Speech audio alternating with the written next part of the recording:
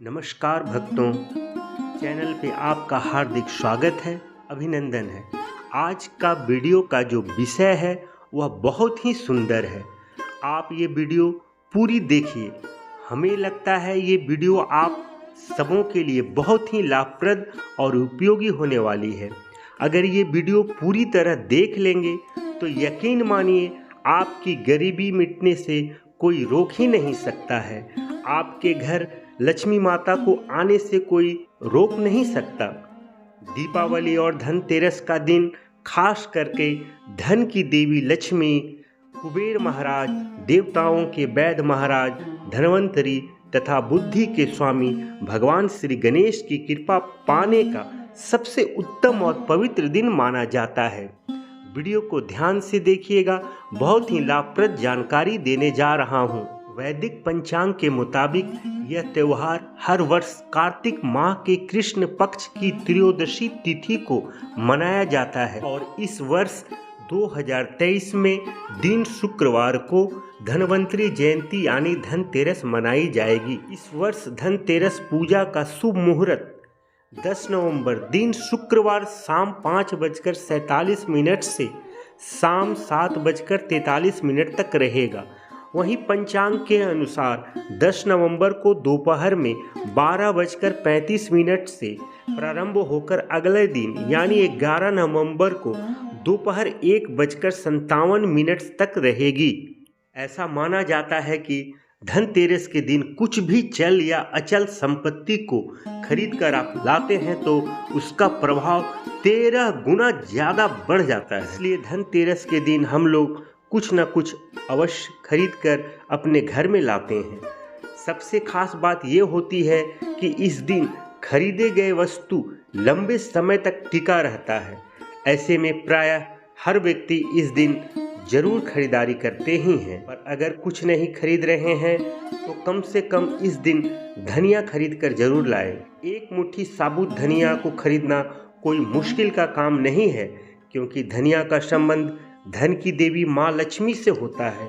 धनतेरस की रात को अगर धनिया पे इत्र को छिड़क कर घर के चारों दिशाओं में छींट देने से इत्र युक्त जो धनिया होता है धन को चुंबक की तरह खींचने का काम करते हैं, क्योंकि इत्र की सुगंध माता लक्ष्मी को बेहद पसंद होती है। धनिया को तो स्वयं धन की देवी माँ लक्ष्मी का स्वरूप ही कहे गए हैं, इसलिए धनिया को जरूर खरीद कर लाएं और इत्र लगा धनिया को कम से कम उत्तर दिशाओं में जरूर छींट दें। आप चाहें तो चारों दिशा में छींट सकते हैं, नहीं तो कम से कम उत्तर दिशा में जरूर छींट दें। ऐसा करने से धन की देवी माता लक्ष्मी का आपके घर में वास हो जाता है। आइए आज आपको 3 ऐसे पौधों के बारे में बताने जा रहा हूँ जिसे अगर आप धनतेरस के दिन या दीपावली के दिन आप अपने घर में लगा लेते हैं तो यकीनन मानिए जैसे जैसे इस पौधे का विकास होता जाएगा आपके घर में वैसे वैसे धन संपदा का विकास होता चला जाएगा। जो 3 पौधा को मैं आपको बताने जा रहा हूँ उससे अगर आप एक पौधा भी आप अपने घर में लगा लेंगे तो आपके जीवन और आपके घर में चमत्कारी प्रभाव पड़ने लगेंगे। आपकी गरीबी मिट जाएगी। कहीं ना कहीं किसी न किसी माध्यम से आपके घर में धन आने की शुरुआत हो ही जाएगी। बस आप मेहनत करें। अक्सर कई लोगों के मुख से आप लोगों ने सुना ही होगा, क्या करें किस्मत ही खराब है, जितना मेहनत करता हूँ उस मुताबिक फल नहीं मिल रहा है, अर्थात लाभ नहीं हो रहा है। वह आपकी दुकान हो सकती है, नौकरी, मेहनत मजदूरी इत्यादि कुछ भी हो सकती है, मगर आपने इस पौधे को लाकर अगर मेहनत कीजिएगा तो यकीनन मानिए आपको सफलता मिलना शुरू हो जाएगा। आपके घर में तेजी से धन का आवक शुरू हो जाएंगे। अगर आप विद्यार्थी हैं तो आपके रिजल्ट अच्छे होने लगेंगे, आपकी पढ़ाई में मन लगेगा, आपके मेहनत के मुताबिक सफलता आपको मिलेगी, मन मुताबिक सफलता मिलेगी। ऐसी शुरुआत हो ही जाएगी। चलिए तो मैं आप लोगों को धनतेरस के कुछ उपाय बता दूं। मगर इससे पहले आपसे विनम्र निवेदन है, अगर आप हमारे चैनल पे नए हैं और इस चैनल को सब्सक्राइब नहीं किया है तो कृपया चैनल को सब्सक्राइब कर लीजिए, वीडियो को लाइक करें, कमेंट में जय माँ लक्ष्मी लिखिए। इस कार्य हेतु मैं सदा आपका आभारी रहूँगा। तो आइए जानते हैं, दीपावली के दिन या धनतेरस के दिन आप मोर का पंख जरूर लाएं और मोर के पंख पे इत्र लगा के घर के उत्तर दिशा में, ध्यान से सुनिएगा, उत्तर दिशा में, क्योंकि उत्तर दिशा को धन की दिशा माना जाता है। यह देवी और देवताओं का दिशा होता है। मोर का पंख तो लोग ले ही आते हैं मगर उत्तर दिशा में नहीं लगाते हैं, उस पर इत्र नहीं लगाते हैं। मगर आप वैसा ना करें जैसा मैं आपको सलाह दे रहा हूँ, क्योंकि उत्तर दिशा में मोर के पंख को लगाने से घर में जितने भी वास्तु दोष हैं वह मिट जाते हैं एवं घर में सुख शांति और संपन्नता लाता है। उत्तर दिशा में मोर पंख लगाने से घर की कमजोर वास्तु है तो उसे ठीक करने का काम करता है। और अधिकतर हमने देखे हैं बहुत से घरों में निर्धनता इस वजह से आती है, जिस घर में वास्तु दोष कमजोर हो वहाँ कलह एवं क्लेश आने लगते हैं।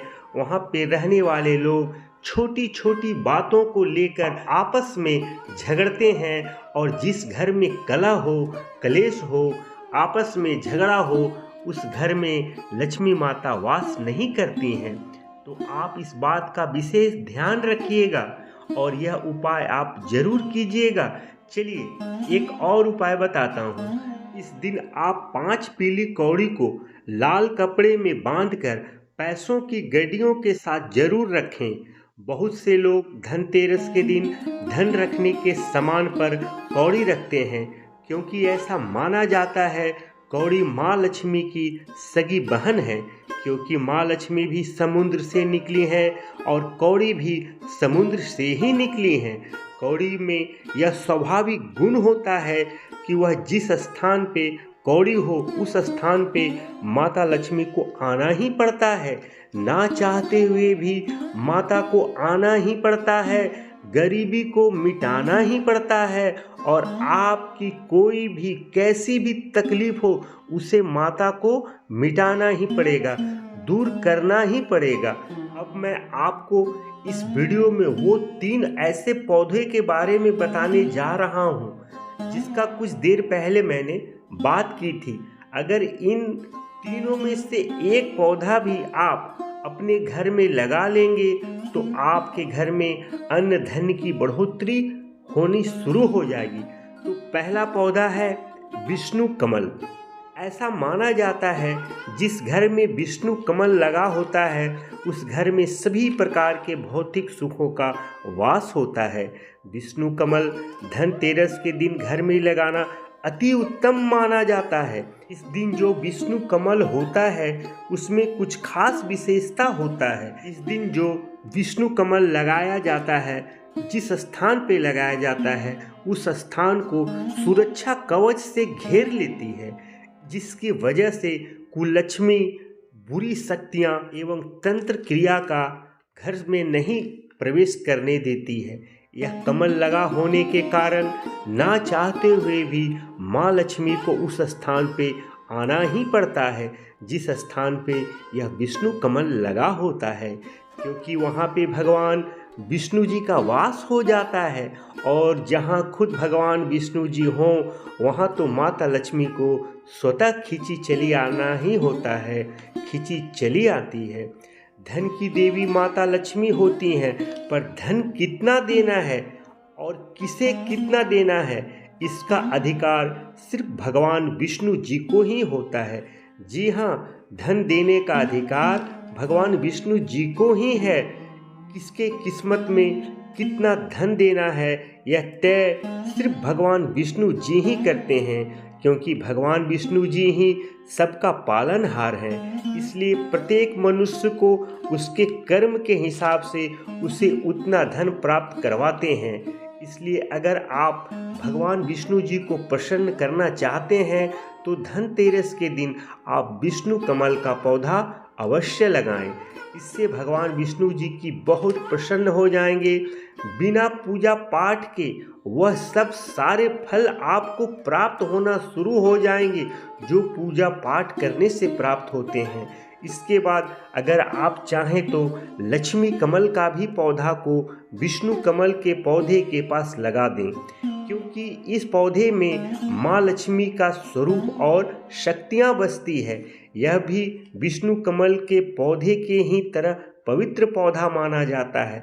कहते हैं कि लक्ष्मी कमल के पौधे के नीचे प्रतिदिन दीपक जलाने से धन्य ध्यान की सदैव बढ़ोतरी होती है, और जिस घर में विष्णु कमल और लक्ष्मी कमल का पौधा लगा होता है वैसा घर में भगवान विष्णु और माता लक्ष्मी जी का सदा के लिए वास हो जाता है। और जहाँ भगवान विष्णु और माता लक्ष्मी जी का वास हो वहाँ भी किसी चीज़ की क्या कोई कमी रह सकती है। घर भौतिक सुखों सुविधा से भर जाता है, धन ध्यान से भर जाता है। लौकिक और अलौकिक दोनों प्रकार के सुख ये दोनों पौधे प्रदान करने लगते हैं। इसलिए आप अपना गरीबी को दूर करना चाहते हैं तो दोनों पौधों को घर में जरूर लगाएं। दोनों पौधों एक साथ लगाने से क्या होता है, अगर आप सिर्फ लक्ष्मी कमल लगाएंगे तो माता लक्ष्मी जी तो आपके घर में आ ही जाएंगी, मगर अपनी स्वभाव के मुताबिक माता लक्ष्मी एक स्थान पर लंबे समय तक नहीं रहती हैं। मगर भगवान विष्णु जी आपके घर में जब तक रहेंगे माता लक्ष्मी जी को तब तक आपके घर में छोड़कर जा ही नहीं सकती है। छोड़कर जाने का उनका विचार ही नहीं हो सकता, क्योंकि विष्णु जी वहाँ विराजमान है। इसलिए अगर आप लक्ष्मी कमल लगा रहे हैं तो विष्णु कमल भी अवश्य लगाएं। अब आपको एक ऐसे कंद को लगाने के बारे में बताने जा रहा हूँ। उसे लगाने के बाद जैसे जैसे कंद बढ़ेंगे वैसे वैसे आपके घर में धन संपदा आना शुरू हो जाएंगे। उस कंद का नाम है कुबेर कंद। कुबेर अर्थात जो धन का संरक्षण करते हैं।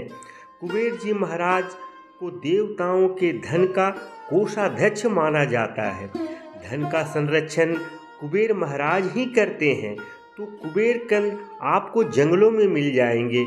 कुबेर कंद के बारे में कहा जाता है कि यह जितना पुराना कुबेर कंद होता है उसमें उतना ज़्यादा धन को आकर्षित करने की क्षमता होता है। आदिवासी इलाकों में आदिवासी लोग इस कंद को भालू कंद के नाम से जानते हैं। अगर आप आदिवासी इलाकों में रहते हैं या जंगलों के आसपास रहते हैं तो आप बहुत ही आसानी से इसे प्राप्त कर सकते हैं। बाकी लोग जड़ी बूटी के दुकान से भी इसे प्राप्त कर सकते हैं। यह आकार में जितना बढ़ेगा वह उतना ही ज़्यादा धन को आकर्षित करेगा। आइए आपको थोड़ा बता दें कि इसे कब लगाना है। धनतेरस के पहले आप इसे लाकर रख लीजिए। फिर धनतेरस के दिन एक मिट्टी का पात्र लेकर उसमें मिट्टी भर दें। उसके बाद कंद को उसमें डालने से पहले कुबेर कंद को हाथ जोड़कर प्रार्थना करें, हे कंद महाराज आप हमारी गरीबी को दूर करें, हमें धन्य और धान्य की बढ़ोतरी करें। आप अपनी भावना को जैसे अच्छी लगे उस प्रकार उनसे प्रकट करें। प्रार्थना करने के बाद उस पात्र में जिसमें आपने मिट्टी डाला है उसमें आप उनको लगा दें। उसे अपने घर के उत्तर दिशा में रख दें। धनतेरस के दिन लगाए गए कंद जैसे जैसे बढ़ेंगे वैसे वैसे तेजी से आपके घर में धन की वृद्धि होने लगेगी। उसके बाद आपके घर में गरीबी, निर्धनता, दुख, परेशानियाँ ये सब कोसों दूर चले जाएंगे। जितने भी प्रकार के व्याधि दोष, नज़र दोष, टोटका, तंत्र, मंत्र ये सब कोसों दूर चले जाएंगे। तो भक्तों, मैंने आपको धनतेरस पर्व के दिन 3 पौधे के बारे में बताया हूँ। मैं आपसे प्रार्थना करूँगा कि इसमें से कोई भी एक पौधा तो कम से कम आप जरूर धनतेरस के दिन लगाएं। संभव है तो तीनों लगाएं। जैसे आपकी मर्जी जैसी आपकी सुविधा अनुसार आप यह करें, लेकिन यह कार्य को आप करें। माता लक्ष्मी जी प्रसन्न होंगे, कुबेर महाराज जी प्रसन्न होंगे, धन्वंतरी भगवान की कृपा बनेगी। तो भक्तों, आशा करता हूँ वीडियो अच्छी लगी होगी। माता रानी की, कुबेर भगवान की और भगवान धन्वंतरी की आप लोगों पे कृपा बने। ऐसी शुभ मंगल कामनाओं के साथ वीडियो को विराम देने जा रहा हूँ। जय माता लक्ष्मी।